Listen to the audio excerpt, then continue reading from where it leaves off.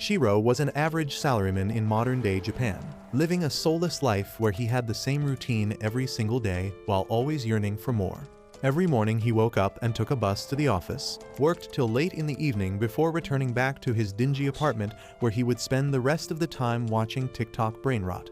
He always wanted more out of his life, and his wishes finally come true. When one night he wakes up to find himself in a white void with nothing to see, his eyes soon focus, and he finds out that he is sitting in front of a white-haired K-pop idol who claims that he is God himself. Shiro isn't a 13-year-old girl though, so he sits there unimpressed, asking where exactly he is. The K-pop god reveals that Shiro had died and is currently in a limbo where his soul is about to disappear forever, but God is willing to give him an option. God reveals that he can send him down to a different fantasy world called Madius if he wants, where he can relive his life as anyone he wants. This immediately grabs Shiro's attention, who felt like this was a dream come true. The god immediately takes out a clipboard and starts writing down the special skills that he would integrate within Shiro. And soon the time runs out and Shiro is sent to the fantasy world of Madius. When Shiro wakes up again, he finds himself in the middle of a forest and is overjoyed at the prospect of getting a second chance at life. He immediately gets up and starts exploring the world and soon finds his way out of the forest where he spots a small village at a distance. He immediately wants to check out what cool things he could find there, but decides that if he shows up without any money, people will think he is shady and won't even give him anything to eat.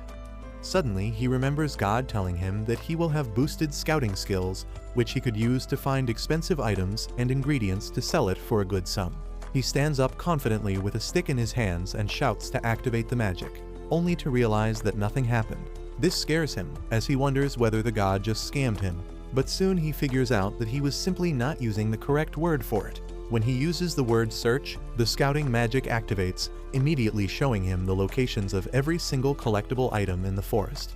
He realizes that this ability is really handy, and then tries to use another one of his abilities, which lets him gain more information about that particular item.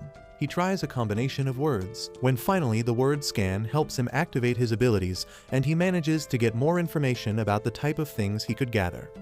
Just like you at a buffet, Shiro grabs every single thing he could and analyzes their levels before putting it all in his side bag, which is also magical and lets him store as much stuff as possible without any shady subscription fee.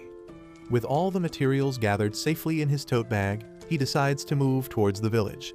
By the time sun starts setting over the horizon, Shiro finally reaches the main gate of the village, which was being guarded by a lone guard.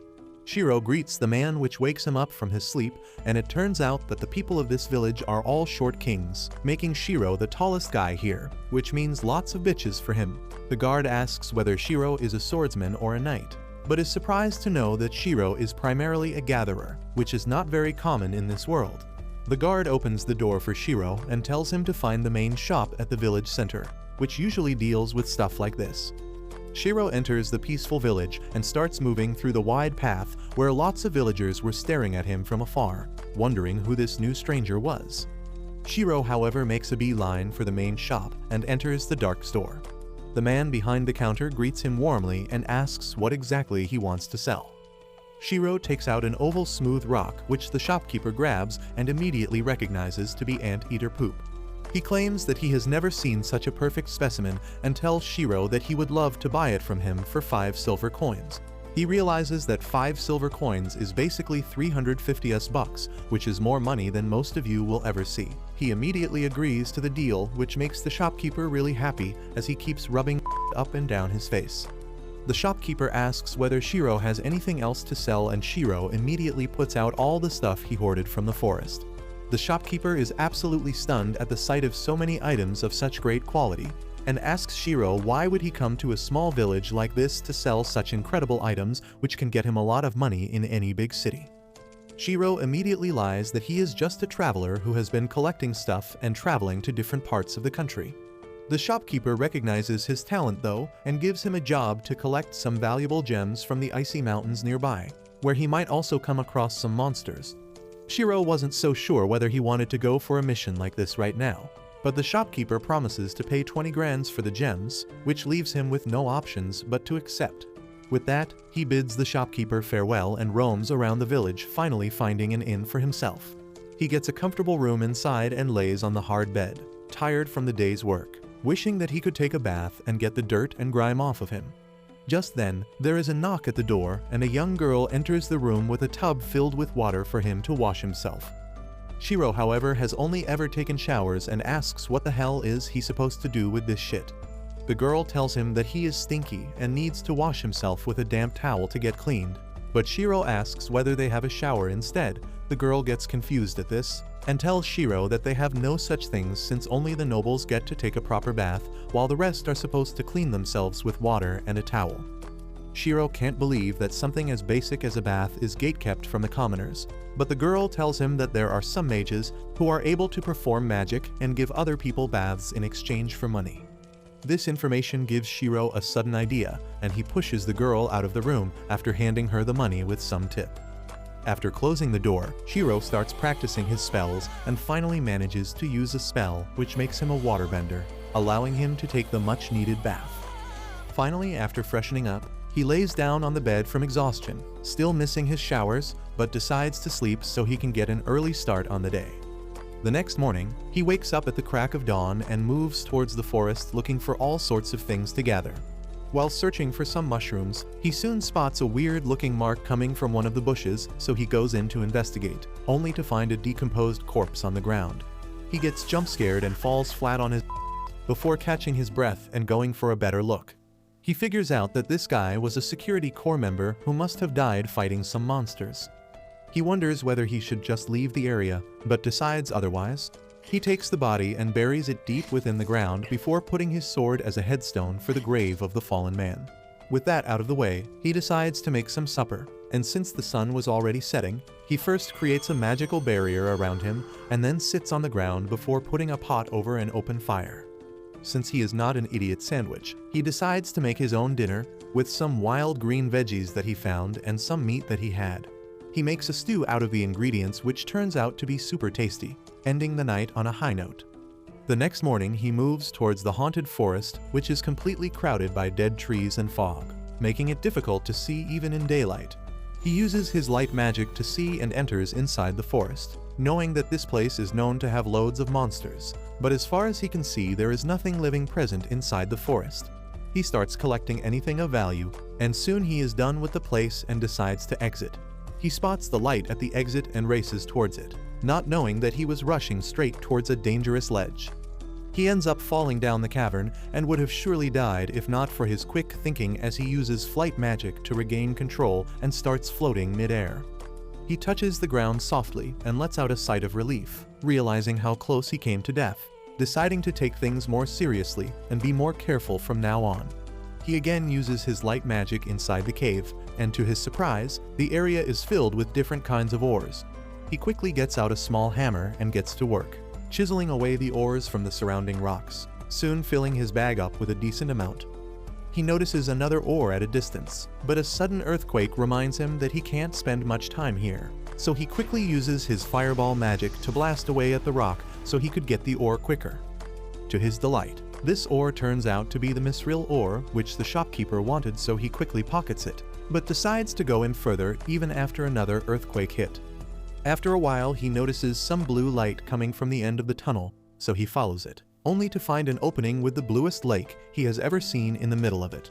He quickly descends down the rocks to scan the lake, which turns out to be SS tier, magical water.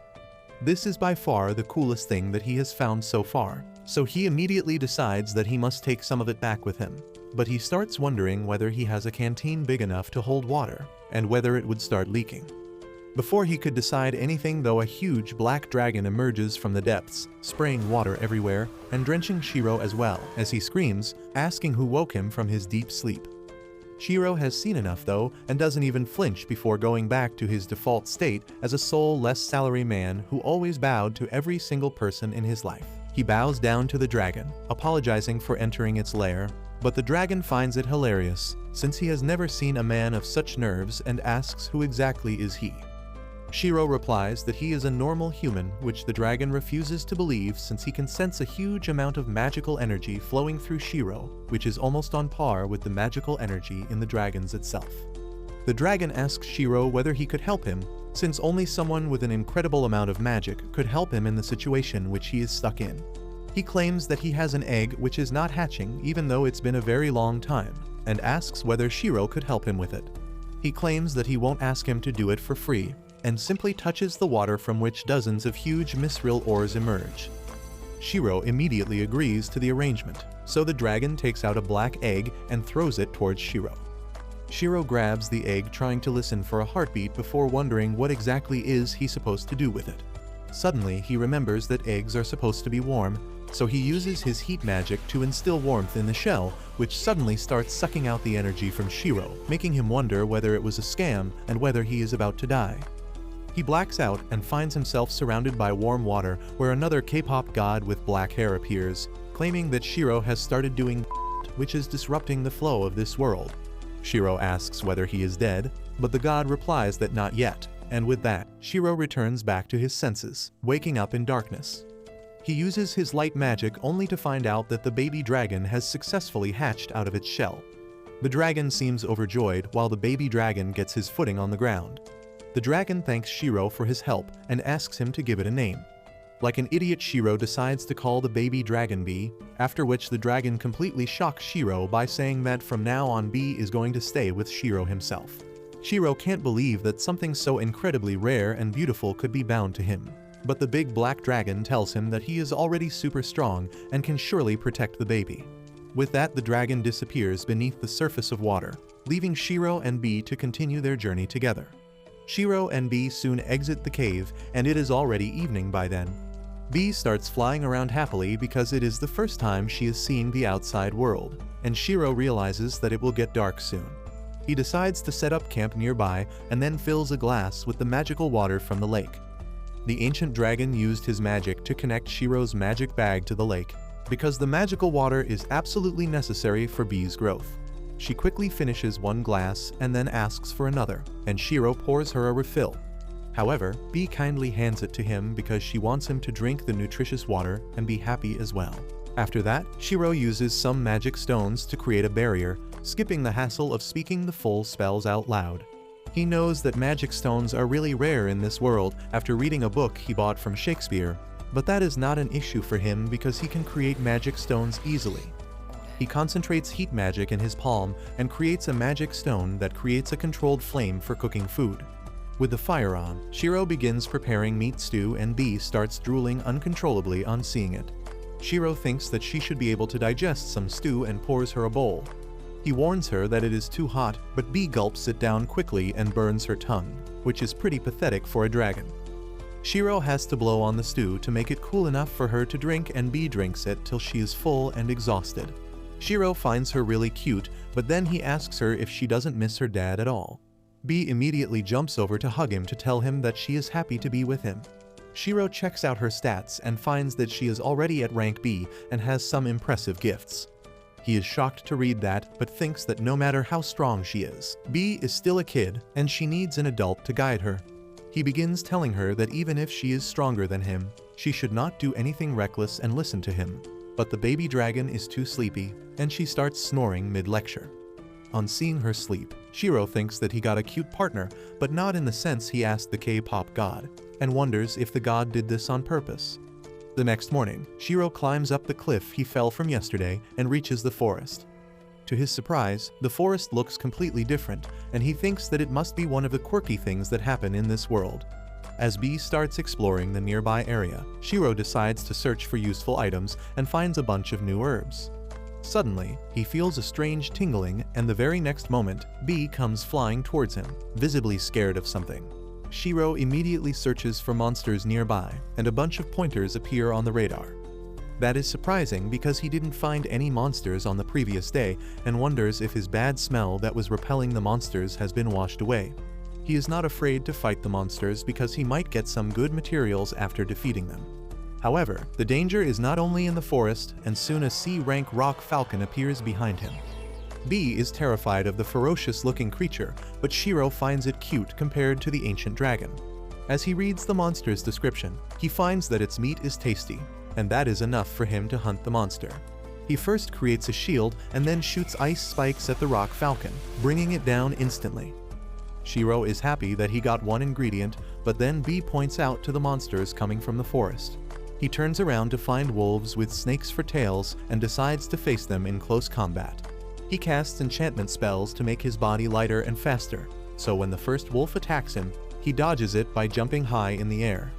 He then makes his body ultra hard with magic and lands a kick to the first wolf's head, immediately unaliving it.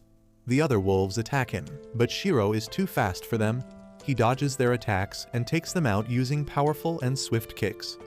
Shiro collects meat from all monsters, but soon after that, he spots more monsters coming from the forest. He is annoyed now because he can't keep fighting forever, so Bee decides to help him. She tries flying while carrying him and Shiro thinks that she can't do it. However, Bee uses her girl power to lift him up and Shiro decides to help her by reducing his weight. He casts a spell to make himself lighter, but Bee was not expecting that and suddenly shoots high up in the sky. Shiro panics and tells her that she is flying too high, and the surprised Bee drops him. Shiro starts screaming as he falls to the ground, but the trees act as a cushion and he lands safely. Bee flies after him and begins licking his face, and Shiro is low-key annoyed by her. As he gets up, he finds they have come out of the forest, because Bee was faster than a fighter jet. He thanks her for helping him and asks her to hold back her power a little bit the next time because he is much more fragile than her. But Bee doesn't understand those complicated words and hugs him tightly, breaking a couple ribs. After that, they resume their journey to the village and Shiro starts waving around a branch he found in his backpack. He tells Bee that it is the branch of the legendary tree Yggdrasil that is said to embody the world itself, but it is currently asleep. Well, Bee knows how to wake up the sleeping branch, and she breathes out a cloud of stinky gas that turns the tiny branch into a staff. Shiro is shocked to see this and wonders if a gatherer like him can even use a staff. He doesn't want people to think that he is a normie wizard or something, but his thoughts are disrupted when he hears a loud roar. Shiro immediately gets alert and ready to fight, but Bee flies towards the direction of the roar, making him worry about her. Shiro follows her and finds her circling a tree. As soon as he reaches the tree, he finds a ragged and exhausted elf and asks her if she was attacked by the monster. The elf refuses and suddenly her stomach makes the loud roaring sound that had Shiro panicking. The elf woman tells him that she hasn't eaten anything in 3 days and Shiro can't believe that the terrifying roar is actually coming from her stomach. She asks for water, and he immediately hands her his bottle that she empties in one go. The water makes her feel better, but it doesn't do anything to ease her hunger and Shiro begins looking for a lunchbox that he brought along. He offers the lunchbox to the elf girl who greedily devours it and then shoots a hyperbeam of joy, saying that the food is so delicious that she feels like she is going to heaven. Shiro is taken aback because he never thought elves could behave so uncivilized, but he tells her that the food tastes good just because she has been starving for 3 days. He then asks her how could she run out of food so quickly when there is a village not so far away from her location. She gets uncomfortable with the question and then Shiro starts roasting her, saying that even noobs who don't know anything carry a lunchbox with them on journeys. The elf gets pissed and gets close to quarrel with him, but Shiro immediately moves back because she stinks. This racist with OCD says that he thought that elves would smell like peppermint and strawberries, but she smells like fresh manure. The elf gets angry at him and says she couldn't clean herself because she had to camp out for many days. She gets ready to leave quickly after that, thanking Shiro for the food, but telling him that it is gay to make fun of someone they just met. She runs away with that and Shiro is left disappointed after his first encounter with an elf. Anyway, he gets back to gathering materials and then exits the forest. Bee spots a carriage coming towards them from over a mile away and Shiro is really impressed by that. Soon, the carriage comes close enough and Shiro is awestruck on seeing a unicorn pulling it. The merchant driving the carriage is surprised to see him as well and asks what he is doing here. Shiro tells him that he is heading to the Tormi village on foot, and the merchant's family peek out of the carriage to see who is outside. The man looks at Shiro's staff and asks if he is a wizard or something, and he nervously replies that he is just a gatherer. That is more impressive because gathering experts are quite rare in this world. The man then invites Shiro to ride with them because they are also going to the Tormi village. He asks him if it will be fine for someone as tall and heavy as him to ride the carriage, but the man has no problem with that at all. Shiro takes up his offer and enters the carriage, learning that the kids find him amusing because he is extremely tall. As Shiro thanks the family for giving him a ride, they tell him it is not a big deal because people in this region always help each other out. They are really friendly towards him, and Shiro feels that they are too trusting for their own good. He asks them what they would do if he were a bandit and then tries to scare the kids, but the boy tells him that he can't be a bandit because the bell didn't ring. Shiro doesn't understand, so the woman shows him a bell with a magic crystal inside it that rings when a bad person is nearby. Shiro is impressed by this idea and thinks he can make the magic crystal himself too. He suddenly remembers that he hasn't introduced himself, so he tells the family about himself, and they introduce themselves too. The man driving the carriage is Plum, his wife is named Eliza, and their kids are called Yunin and Kane. While they are exchanging greetings, B suddenly starts making noises, and the kids notice that the sound is coming from Shiro's back. They are eager to see what he is hiding under his coat, and Shiro gets nervous, telling him that it is a rare monster, so they might be shocked on seeing it. Eliza tells him that it is not a big deal because adventurers usually have monsters accompanying them. This statement gives Shiro the confidence to let B out, but only after warning her not to bite anyone. The kids are smitten by B's cuteness, but the parents are surprised because dragons are quite rare monsters. Plum asks Shiro if he is a dragon knight since he has a pet dragon, and he explains that he coincidentally found a dragon egg and hatched it. But that is even more shocking for Plum and Eliza. They say that dragon knights are really hard to see and dragons are even more rare. Shiro gets curious about dragon knights now, and based on the anime he saw in the past life, he thinks they must be real badasses. Soon, night arrives and the family decides to set up camp. Shiro creates light and then places magic stones around the campsite to create a barrier. He tells everyone that the magic stones will keep the monsters away, but if something happens, B will alert them. The family puts their full trust in B instead of Shiro and the magic stones, and he is low-key disappointed. After that, Eliza gets ready to prepare dinner, but Shiro asks her to let him cook instead. He pulls out the cooking utensils and ingredients from his magic bag, which is another surprise for the family. He then prepares food with the ingredients he found today, and everyone is amazed by the taste. Plum even starts crying because he was bored to death after eating dried meat every single day of the journey. He says that Shiro is surely a magician, and he is the magician of taste. Everyone starts laughing at this, and then they sing and dance before going to sleep. This is a new experience for Shiro, who used to eat dinner by himself on Earth, and he feels that having company while eating is a really great thing. By the time dawn breaks, Plum is already at work, cleaning the reins and the carriage, while the kids stay in their dreamy world, with B tucked in between them. Shiro is already up and about as well and sits on the ground, passing time as he cleans his scissors to a shine. Eliza also emerges from the carriage after setting everything up and greets Shiro, claiming that anyone who takes care of their tools well makes a good adventurer. Shiro realizes that lately he has been really enjoying his life, and even though he got the Gatherer class by complete chance, maybe he is naturally good at it. Soon enough they get ready to continue their journey, but this time, Shiro asks whether he could take the reins for a bit, and Plum gladly agrees. Soon he sat on the front seat alongside Plum, and they continued moving ahead without any trouble. The unicorn seems to be a very intelligent beast as it listens and responds to Shiro's every command. Soon B also wakes up properly and immediately flies out to Shiro before settling near his legs. After an easy journey of another couple of hours, they finally see the first glimpse of the Tormi village, and soon they arrive at the front gate. Shiro gets off right there, while Plum and his family thank him for the wonderful time they had with him before moving on. The guard seems to know who Plum is as he comments that Plum always brings the spring with him. This interests Shiro, and he asks the guard what exactly Plum does, and the guard replies that Plum and his family chase after the warmer regions as he is a weaver by trade. So whenever Plum arrives in this village, that means that the warm spring and summers are around as well. According to the guard, there has been fewer game to hunt in these areas recently as well, which makes Shiro realize why Plum was so happy with the food. He thanks the god for giving him the ability to be a good gatherer, as he never really has to think about finding food or money. A little while later he goes in to meet with the shopkeeper who assigned him the quest, and shows him all the spoils that he got. The shopkeeper spends a good amount of time viewing the items one by one, but he seems particularly interested in one of the rocks. Soon he turns towards Shiro, asking where he found this particular rock, as this is not just a mithril ore, but it is a magical mithril ore. Shiro has no idea about it, but the shopkeeper claims that this is the stuff of legends. This finally shakes Shiro, who asks whether it's expensive, and the shopkeeper tries to make him realize the scale of this find by telling him that this stone contains an immense amount of concentrated mana, and even just 2 or 3 stones would be enough to replace all the magic stones in this kingdom. Shiro is shocked by this, but doesn't want to reveal his special skill.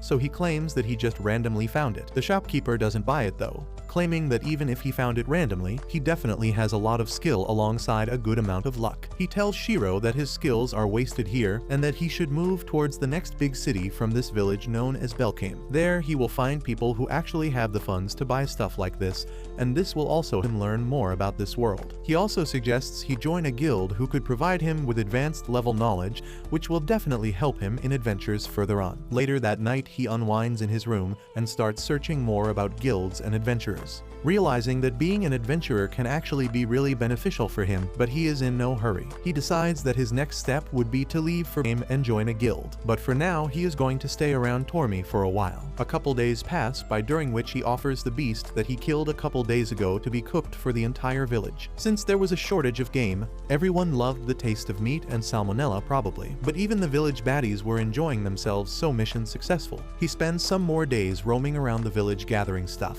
but soon enough gets ready to depart. The nice old lady gives him a bunch of seasonings and spices to take along with him for the journey before telling him that the villagers would love to have him for longer as they have all grown used to him being around. Shiro promises to return one day, but for now he needs to move ahead in his journey to make sure he is properly provisioned. The old lady provides him with a bunch of packed home-made meals since the journey to Belkame is long, which is going to take him nearly 1 month to complete. She tells him to come back to this village if he ever gets homesick, and Shiro thanks her before heading back to his room. He puts B to sleep for the long journey tomorrow and was about to lay down for the night as well, when he thinks about how nice the village has been to him till now, and thinks about how he should probably give something in return as well. With that, he gets up from his bed and moves towards the table where he looks at the lantern and the magical mithril stone. With that, he thinks about how the village guard has to stay outside day in and day out just to make sure no monsters get into the village. So he uses his creativity and the magic stone's mana to fuse the lantern and create a new magical item. The next morning, when he was ready to leave,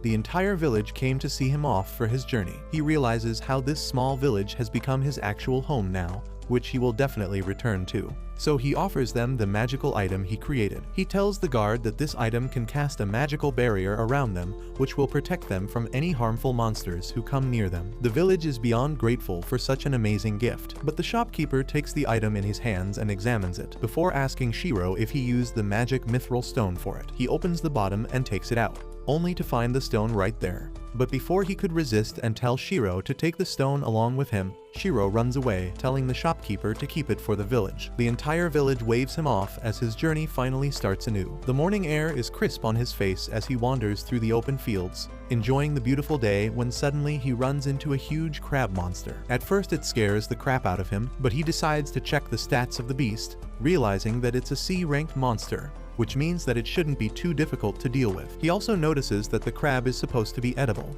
which gets his mouth watering as he tells B that crab meat is really delicious. He gets ready for the fight and uses his magic to harden his body. But before he could even plan an attack, B goes ahead and uses his supersonic blast, which immediately downs it. Before he could chop it up though, 2 more crabs appeared around him, moving side to side. He starts formulating a plan, thinking that the crabs could only move sideways, which he could use to his advantage. But to his horror, the crabs immediately run straight at him. Without any time to dodge the attack, he wonders whether this is where his journey ends. But thankfully B is not as incompetent as him and grabs him by the collar before lifting him up in the air, while the 2 crabs collide with each other violently. Both the crabs die instantly.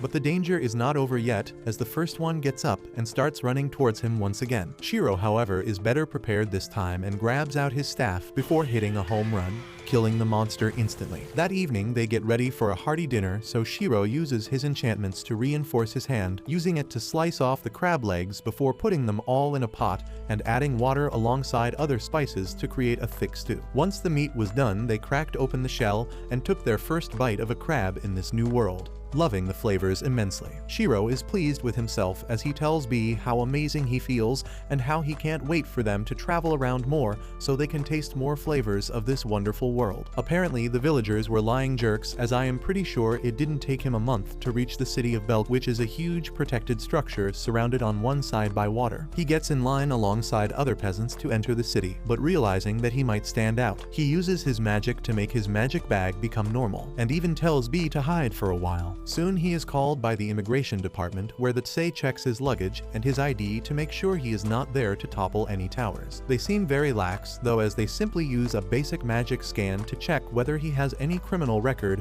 while the woman checks his bag but finds nothing out of the ordinary. Shiro is interested in knowing how his stats look to other people, but he realizes that they must look normal, as the god made sure that he wouldn't stick out like a sore thumb. The guy tells him that he seems to be all clear, but he has a certain blessing of the dragon which is confusing them. Shiro decides to reveal the truth and shows B to them, who are immediately taken by its cuteness, but the Tsei agent tells him to put a tag on the dragon since they can't have unidentified nukes floating around. Shiro uses a bracelet that he had and puts it around B's tail, which marks their immigration complete, and they are welcomed into the city. He is immediately taken by the bustling city as people of all races walk together to their destinations, buying food, getting armor, going to training halls, etc. He walks around in awe, before noticing the guild hall at a distance. He makes his way straight towards the Adventurers Guild and enters the hall to find a beautiful place filled with all kinds of warriors and mates. Suddenly, he is approached by Aria, a bunny girl senpai who welcomes him to the guild and asks whether he would like to register himself here. Shiro nods and follows her to the desk, where she takes down all his information and asks whether he has had any previous combat experiences. Shiro replies that he hasn't had much experience,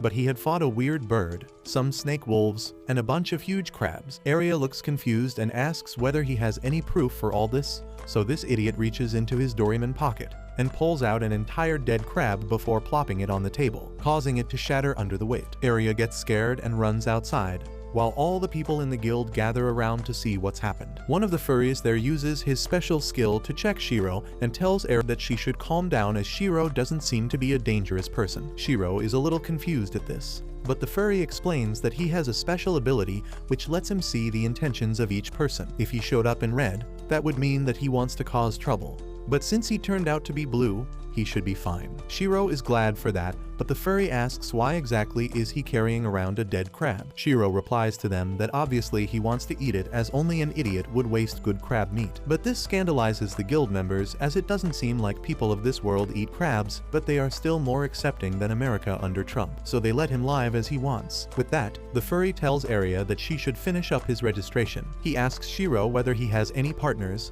and Shiro replies that his only partner is his dragon B for now. This really shocks the onlookers, as they haven't seen many dragons in their life, and for a person to be a gatherer, which in itself is a rare class, and then to have a super rare beast is almost impossible. Yet Shiro stands there. He immediately starts getting all the attention as a couple of guilds start inviting him to their parties. Aria decides to take him to the next room for some privacy, but while Shiro was expecting a handy beneath the table, all he got was a guild's mark on this application, proving that he is an actual adventurer. With that, his application is complete, and Aria awards him with a copper bracelet, denoting his rank as F, which is where every new member must start. Shiro doesn't mind, though, as he starts imagining all the amazing adventures he would get to go on now. It's been half a month since Shiro's arrival in this city, and he has already become a favorite. He constantly brings really good quality items that sell in no time, marking him as the best gatherer of the city by far. This results in him getting even more jobs where clients are specifically asking for him in particular,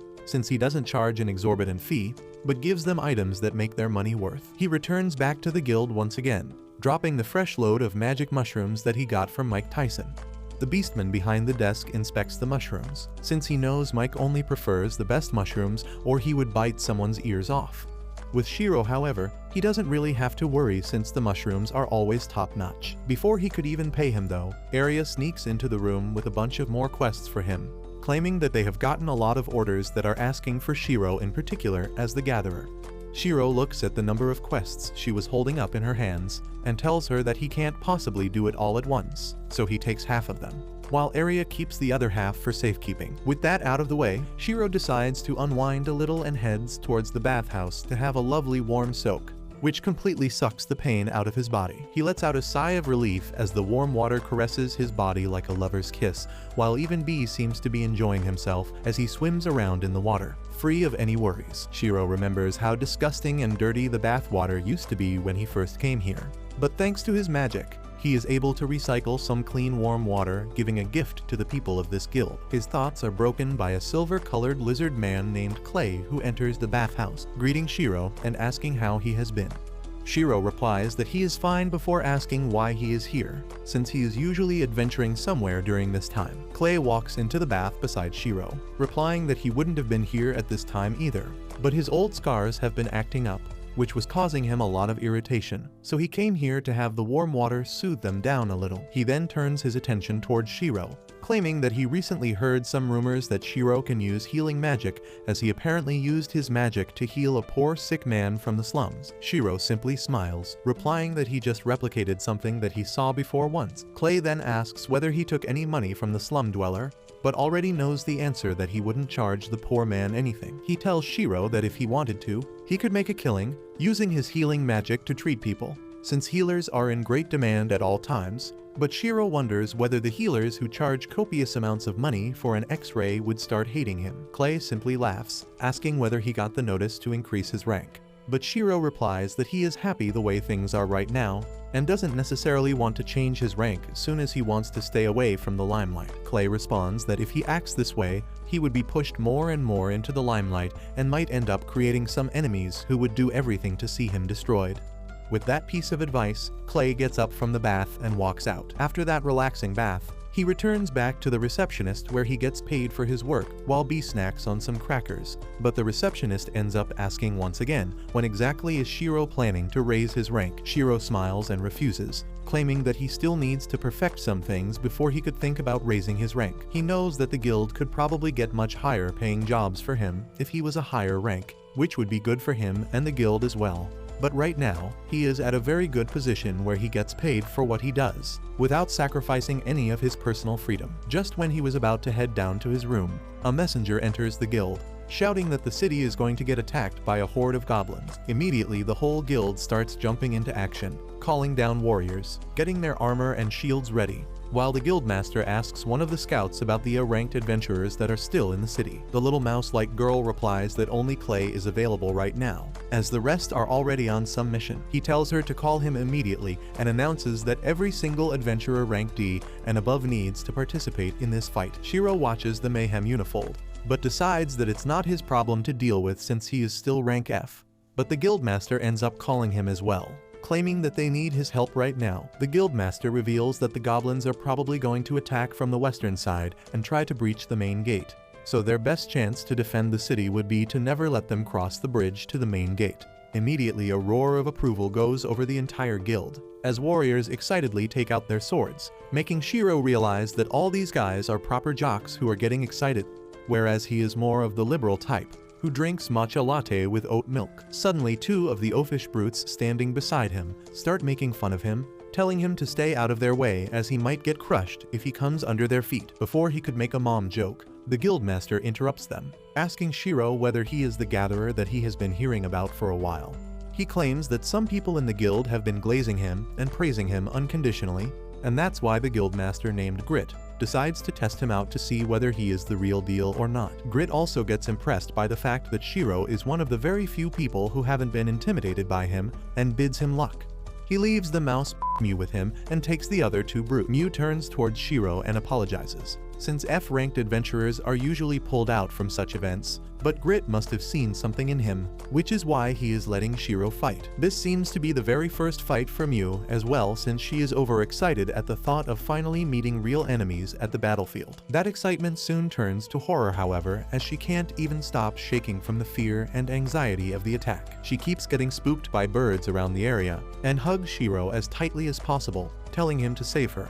Shiro realizes that this is going to be troublesome if she keeps obstructing his movement in a real fight, so tells her to chill out for now, since they haven't even seen an enemy yet, let alone get involved in the battle. He gives her a little pep talk, telling her to simply focus on healing the wounded adventurers, and that in itself would be very helpful.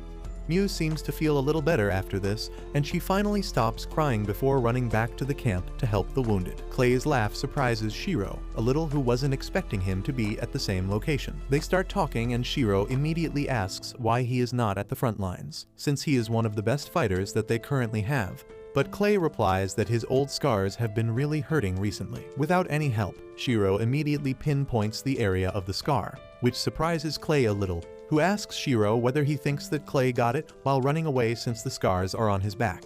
But Shiro shakes his head in disagreement. He knows Clay enough to deduce that he would never run from an enemy, which means that he probably got that wound while trying to defend someone very close to him. He claims that the scar is a mark of bravery, that Clay put his life on the line and saved someone, and even after that he is back again on the battlefield, ready to save anyone who needs his help. Before they could continue their talk though, Clay notices a cloud of dust approaching them at a distance, which suddenly twists his face in horror as he realizes that the Guildmaster's formation must have failed and the goblins have breached the area. He immediately picks up a spear and gets ready to fight. Shiro tells him to stay back since his scars are giving him trouble, but Clay tells him that he has some new friends to save today and runs off towards the oncoming enemies. Shiro realizes that he must join the battle now as well. So with a sigh, he takes out his magic staff and creates a barrier around the tent area where the wounded are being healed. He immediately uses his super speed to run towards the battle, where he finds only a few tattered group of adventurers getting overwhelmed by the goblins attacking them. The two brutes who tried bullying Shiro are also there, holding their ground against the enemies,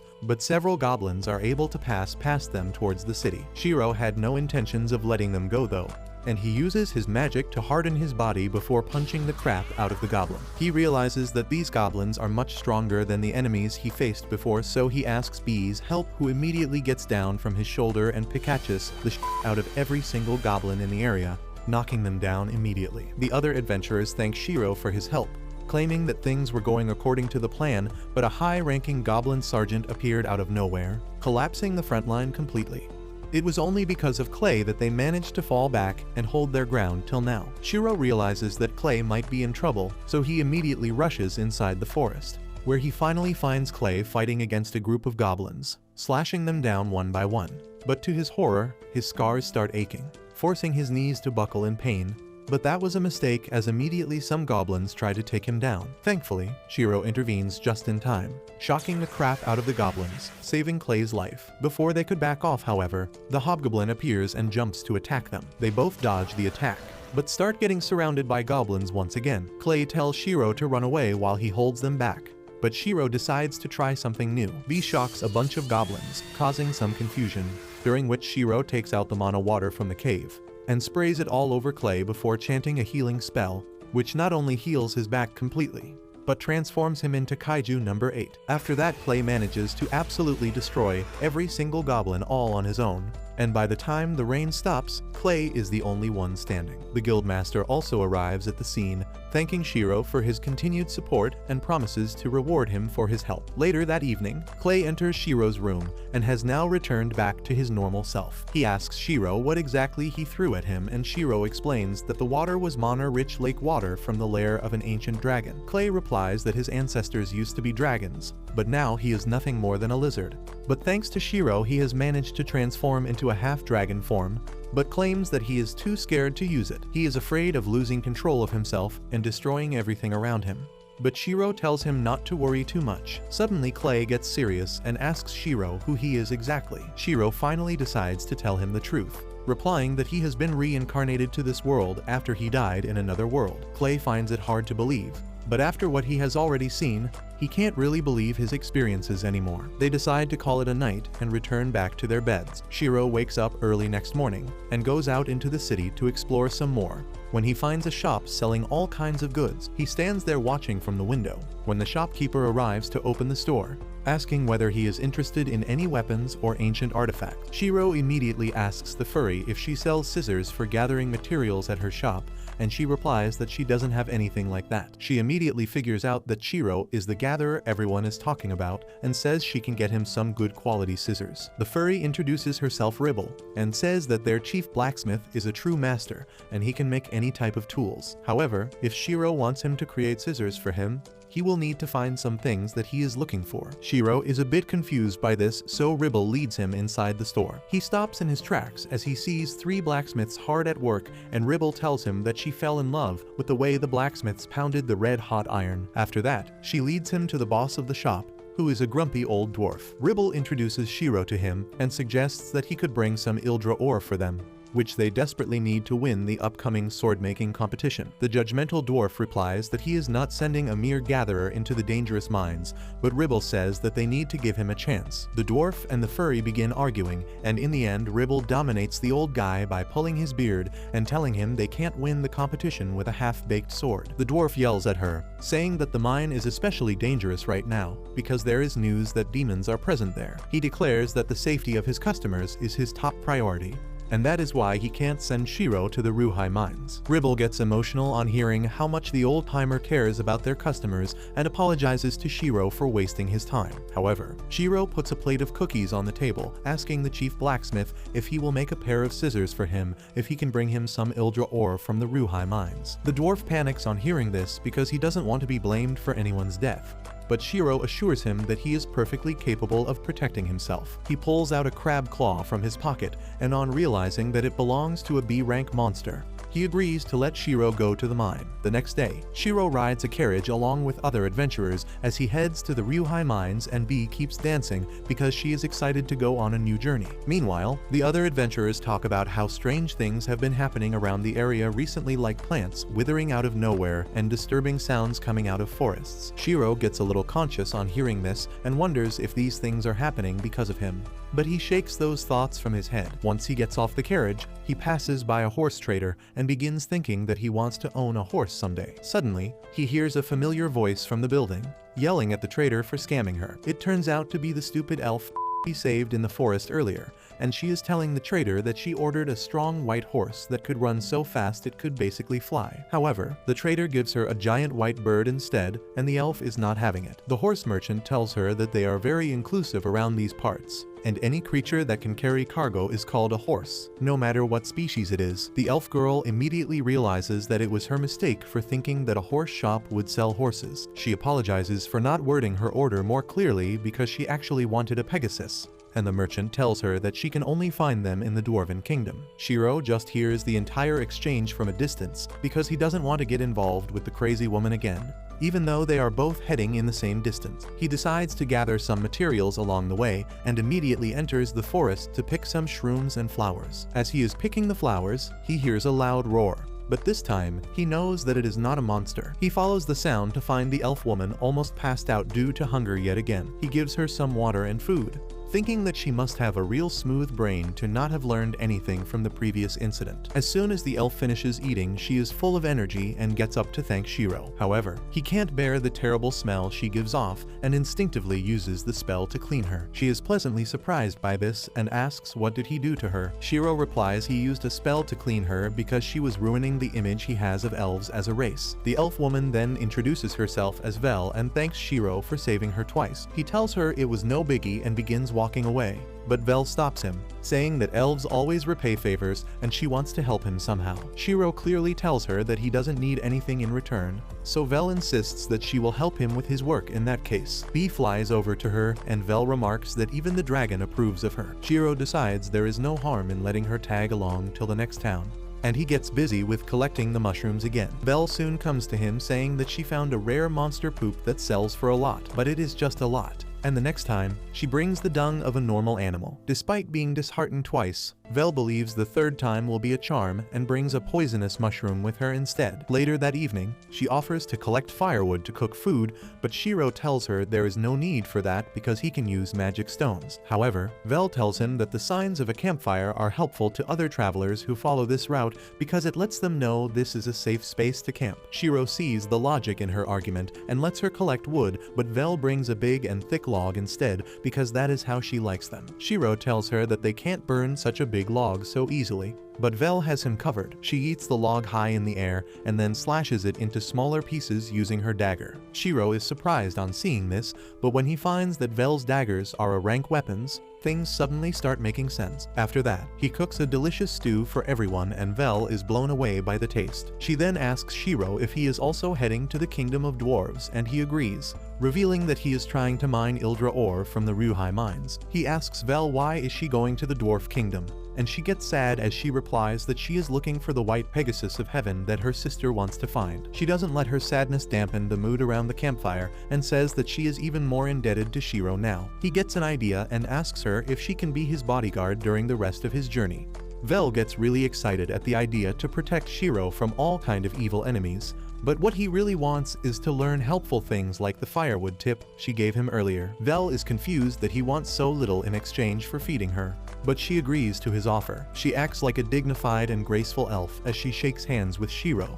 who suddenly gets excited on seeing her like this. However, all that excitement of being with an elf goes down the drain when Vel starts snoring loudly and Shiro can't sleep. The next day, he continues the journey to the Dwarven Kingdom with zero sleep. As soon as they reach the border city, Shiro heads to an inn to try Dwarven cuisine, and Vel remarks that it is as delicious as her lizardman friend told her. Shiro tells her that he also has a lizardman friend, and Vel begins boasting about her friend, who is the Holy Dragon Knight of the Stolfa's Empire. That phrase sounds similar to Shiro, and just then, Clay speaks out from the table behind him, asking Vel if she is talking about him. Shiro and Vel are surprised to see him there, and Clay remarks that it must be a work of fate that his two friends are traveling together. He then turns to Shiro, asking how could he be so heartless to leave the town without telling him, and Shiro nervously replies that he informed the guild. Clay is not satisfied with that answer and asks where is he going. Once he learns that Shiro is going to the Raihei mines, he starts lecturing him again, saying that adventurers at his rank can't even accept quests to go to such dangerous mines. He says that the place is extremely dangerous, and if Shiro is not getting a serious reward out of it, he should not go to the mines. Shiro proudly says that he is getting a good reward as a master blacksmith is going to make him the ultimate scissors for collecting ingredients. Clay is dumbfounded because this sounds like a stupid reward, but Shiro believes that if he is on good terms with the blacksmith, he will make him high-quality cooking utensils in the future. Clay calls him an idiot sandwich for accepting this offer, even as Shiro claims that scissors are the most important tool for a gatherer. Clay suddenly declares that he is going to come along on this quest because he is going to the dwarf country to repair his spear anyway. Shiro is not really comfortable with the idea, but then Vel eagerly asks Clay if he is also going to be Shiro's bodyguard too. She begins boasting about how she is going to protect Shiro till he reaches his destination. Clay likes the idea, and he decides to become a bodyguard as well. Shiro, however, is not happy about this situation. Even though he knows both Vel and Clay are quite strong, their personalities make him worried about his peace of mind. Soon after that, they reach the capital city of the dwarves, but there is a huge line outside the city gates. Luckily, Clay knows the guards, and they let him and his friends use the special entrance reserved only for Vit. As they walk down a long flight of stairs, the guard gives them a lecture about the city's history. Once they reach the city, Shiro and Vel are amazed to see that the dwarves dug out a mountain to create this underground city. Meanwhile, the guard tells Clay that the king wanted to see him. Shiro is surprised to hear that Clay knows the king as well, and the lizardman replies that he is actually on good terms with the king even though he doesn't deserve it. The guard tells him to stop acting humble because he is the hero who saved their country. Clay says it was all a misunderstanding and explains the real story to Shiro. He says that back in the day, the dwarves were great at making weapons but terrible at using them. So a powerful demon oppressed them and collected tribute from them. One day, he was just passing by the area, and as soon as the dragon saw him, he flew away for some unknown reason. The dwarves thought that he forced the demon to run, and they began calling him a hero. Well, the guard says that the dwarves still think he is a hero, and they have even erected a statue of him recently, but Clay facepalms because they have made him look like Godzilla. Once they reach the palace, Clay immediately confronts the king about the weird statue, but the king says everyone in the country finds it cool. After that, the old king turns his attention towards Shiro and asks the reason for his visit. Shiro hands him a letter of introduction from the master blacksmith and requests permission to enter the Ruhei mines. The king asks Shiro if he knows that the mines have become a den of demons after a recent earthquake, and he affirms. Clay tells the king that he is going to escort Shiro as his bodyguard, and he can also guarantee that Vel is strong enough to keep up with him. On hearing this, the king permits Shiro and his group to enter the Ruhei mines and find the cause of the demon uprising there. Clay accepts the mission, and Shiro complains that he doesn't want to go on an investigation mission. However, he doesn't have much say in this matter because Clay is the hero of the dwarves, and he has already said yes. Soon, the three of them are led into the mines by a dwarf named Zanbo, and Shiro uses his spells to light up the dark cave. He then uses another spell to memorize the map Zanbo gave them so that he doesn't get lost, and both his bodyguards say he is doing impossible things again. Shiro ignores them and starts searching for the Ildra ore with his skills, but he can only find a small amount of low-quality ores. Zanbo is impressed that he could find the ores, and as Shiro suggests going deeper into the cave, Bee alerts him about incoming danger. Everyone gets into position and Shiro uses his search skill to verify Bee's alert. Just a second later, 2 spider monsters arrive there and Clay immediately takes down one of them with his spear. Shiro paralyzes the other one, giving Vel the chance to finish it off. They continue their journey after that and Shiro spots a huge amount of high-quality Ildra ore behind a dead end. He obtains permission from Zanbo and then blows a hole in the wall, leading them to an empty space filled with purple crystals. While Shiro thinks they are the Ildra ore he is after, Zanbo tells him they are Ildrite crystals, which are even rarer and more precious. Shiro fails to understand the importance of his discovery when Bee frantically warns him about incoming danger. Everyone goes out, and from the menacing footsteps, Zanbo can tell that a demon is approaching them. Shiro suddenly steps ahead, telling Clay and Vel to let him handle this enemy, because it is not an ordinary demon. It is a giant crab demon, and Shiro wants to hunt it down himself, because he wants to eat its delicious meat. Bee starts cuddling with him in celebration and Shiro tells her that he is also extremely happy right now. He is drooling because the crab in front of them looks really delicious, and he is so excited that he could eat its flesh raw. As the two of them dance like idiots, Clay and Vel are dumbfounded. Vel tells Shiro to stop getting distracted in front of the monster, and thanks to her intervention, he is able to notice the crab attacking him just in time to dodge its heavy claw. Clay and Vel tell Shiro that the crab in front of them is a rank monster, and they need to combine their strengths to take it down. However, Shiro decides to aura farm instead of letting them help because he doesn't want anyone else to call dibs on his perfect main course meat. He tells Bee to cover for him, but forbids him to use fire or lightning attacks. He then pulls out his staff from his bag and laughs like a maniac before casting a whole bunch of buffs on him. He casts spells to reduce his weight and increase his speed while also hardening his hands and feet. He then charges towards the crab with both Vel and Clay worried about him. Bee suddenly uses a sonic attack to immobilize the crab and confuse its senses. Shiro uses this chance and leaps at the crab, hitting it with his full strength. However, to his shock, his full power attack doesn't do any damage to the hard shell of the crab monster, who sends him flying with a simple strike. Shiro manages to land on his feet and luckily, he has not taken any damage yet. However, before he can try to attack again, the crab pushes him away. Bee comes in to his rescue and uses an ice attack on the crab, freezing its leg on the ground to stop it from attacking. Shiro thanks Bee for his help and then scans the crab to find any weakness. He finds 3 joints where the crab is the weakest, and he immediately summons icicles to target them. Bee spins those icicles rapidly by coating them with wind magic, and Shiro sends them to attack the crab, completely freezing it. Everyone else is dumbfounded on seeing this, and as Shiro and Bee pray for the crab's soul, Vel and Zanbo check out the frozen crab. Clay, on the other hand, is furious that he didn't get a chance to fight and Shiro nervously apologizes to him. He says that if they fought the monster normally, it would get covered in mud and blood, and that might ruin the edible parts. Clay is stunned on realizing that Shiro plans to eat a monster. But then he gets mad at another thing. He reminds Shiro that he is supposed to be his bodyguard, and if he goes ahead and fights the monsters himself, there is no point in him being here. Shiro feels a bit guilty about that, but replies that he is more used to fighting these types of monsters. Clay agrees with him, but he still reminds him that in situations like these, they need to work as a team to defeat their enemies. He asks Shiro to rely a bit more on him and Vel, and Shiro and Bee nervously apologize for not thinking about that on their own. Clay pats them to say that it is alright, and then decides they should haul the crab out of the cave first. Once they are done with that, Shiro and others mine the Ildrite crystals in the area, but he tells the dwarf guide that he is still getting readings from the deeper parts of the cave. He suggests that they can explore it to find an even larger amount of Ildrite, and the dwarf Zanbo starts crying because Shiro found a new mineral vein for them. Seeing him like that, Shiro thinks that maybe all the bizarre changes that are happening all over the continent were because he met Bee's dad. He feels that his actions there changed the course of history,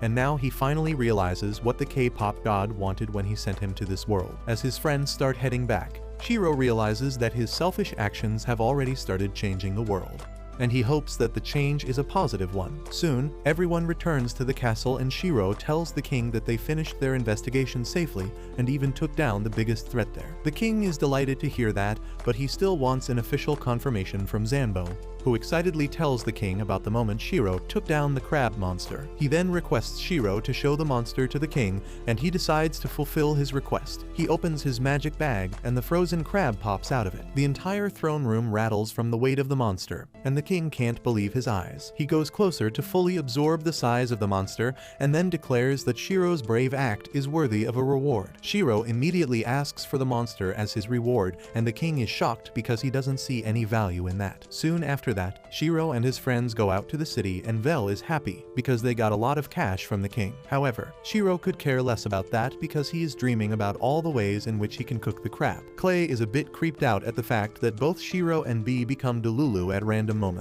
But Shiro tells him that the crab is going to be more valuable than he thinks. The next day, Vel receives a Pegasus as a gift from the king because he came to know that she was looking for one. Vel is delighted to see the winged horse, and in the meantime, Zanbo gives Clay his repaired spear. Vel rides on the Pegasus, telling Shiro that it is meant for her sister, so she will immediately head home with it. She tells him that she owes him a huge deal, and even if she spends her life trying to repay it, it might not be enough. Shiro replies that it is already sorted because he got a crab. Just then, their carriage arrives and Shiro wishes goodbye to Vel. She tells him that they will certainly meet again and files off with that. A few days after that, Shiro and Clay reach their city and Bunny Girl Senpai welcomes them back. She is surprised to see them together and asks if they formed a team. Shiro says that Clay just tagged along, but the lizardman interrupts him and declares that they have indeed formed a team. Aria is really excited on hearing this, and she immediately runs off to inform the guild master. While Shiro gives Clay a side-eye, Clay tells him that he has decided to tag along with him for longer,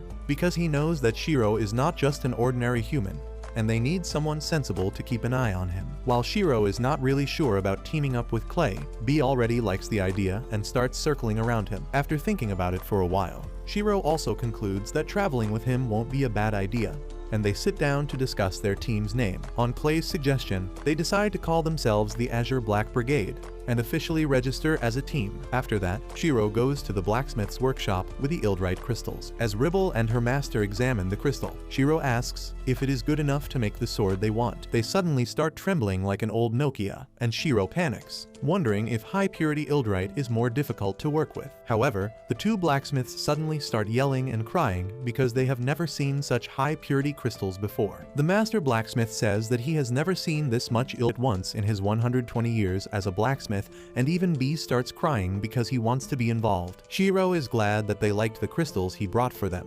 But then Ribble says that they can't pay him enough for all the Ildrite. He tells them that his request is still the same, and he just wants a custom-made pair of scissors. However, he is ready to delay that for a while because he first wants Ribble and her master to create a sword that will win the sword forging tournament. Half a month later, as Shiro is enjoying lunch and drinks at an inn, the furry comes there with a letter from a noble who wants to see him immediately. Shiro doesn't want to get involved with a noble and pretends that he is having a heart attack in his kidneys, but Clay tells him to stop acting stupid. Even the furry assures him that Lord Belminant is not an unpleasant guy, and Shiro decides to open his letter. He finds it addressed to both him and Clay because they are a team and Lord Belminant talks about bestowing honors on them. Shiro finds this suspicious and wonders what does he want in return, but Clay knows that the noble just wants to see the baby dragon. Shiro gets worried at this and hugs Bee, asking if the Belminant wants to steal him. However, both Clay and the furry believe that Belminant won't do that, and on top of that, he doesn't have the authority for that either. Soon after that, Shiro and Clay are taken to the Lord's mansion, is a fancy carriage, and everyone in the city keeps staring at them. Shiro wonders why are they so interested, and Clay replies that it is every adventurer's dream to be invited to a noble's mansion, because if a noble decides to back an adventurer, they are set for life. They soon reach the Lord's mansion and Shiro is flabbergasted on seeing the level of wealth. The carriage stops in front of the Lord's castle and a butler comes there to escort them in. A team of maids welcome them in and Shiro gets happy because he always wanted to be greeted by maids. Just then, an arrogant lowly brat comes running there and she immediately goes towards Shiro and Bee. She asks if this is the baby dragon and then says that she was expecting it to look a bit more intelligent. She suddenly points at Bee and says that the baby dragon belongs to her now. Shiro and Bee freak out on hearing this and Bee hides behind him. Shiro tells the spoiled lowly that she is being unreasonable and she tells him that dragons are noble creatures and only someone as noble as her can raise one. Shiro quickly realizes that the girl is immune to logic, so he scans her stats to find that her name is Tirish and she is the 14-year-old daughter of Lord Belminant. He wonders how to deal with this unreasonable girl, and then decides to go soft on her. He kneels before Tirish and asks her why does she think she is entitled to the dragon. The girl nervously says that her butler told her that there was an adventurer with a dragon, so naturally, she wanted that. She says that the butler also told her that when dealing with stupid adventurers, she should act dignified and hold her ground. Shiro is pissed off at the butler now, but then he tells Tirish that B is his family and she shouldn't try to take him away. The girl is shocked to hear that, and as B responds to her, she is even more taken aback because she never thought the dragon baby was smart enough to understand human speech. She suddenly starts tearing up and apologizes to Shiro for speaking so rudely without realizing their bond. B flies over to pacify her and Tirish gets so happy that she hugs him. B immediately rushes back to Shiro, who asks the girl why did she want a dragon so badly. Tirish replies that she wanted to show it to her mom. Just then, her father arrives there and Shiro is dumbfounded on seeing how young and handsome he is,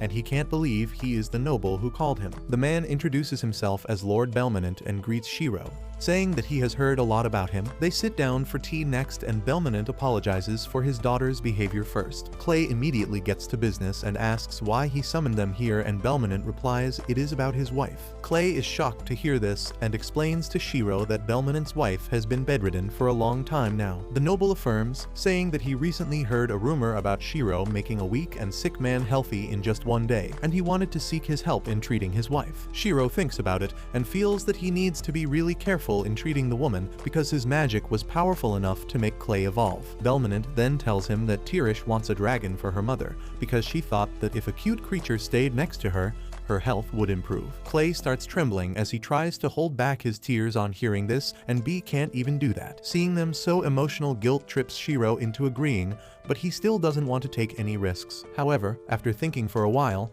he decides to save the woman's life and accepts the request. Belmonent leads everyone to his wife's room and Shiro finds that it is incredibly dusty. Belmonent's wife looks really pale and her bones are protruding through her skin. Shiro is shocked to see her and he asks the noble if he can brighten up the room before starting the treatment. He learns that the woman is allergic to sunlight, so he decides to scan her in the low light. He finds that her body has enough diseases to keep a full hospital busy treating her. He tells Belmonent that he can treat most of her symptoms, but there is a condition called ivor poisoning that he has no idea about. He stays silent as he thinks about his options and then asks the noble that if he trusts an unknown adventurer with his wife's life. The woman has already given up hope to be cured and she just wishes to hold her daughter in her arms one last time.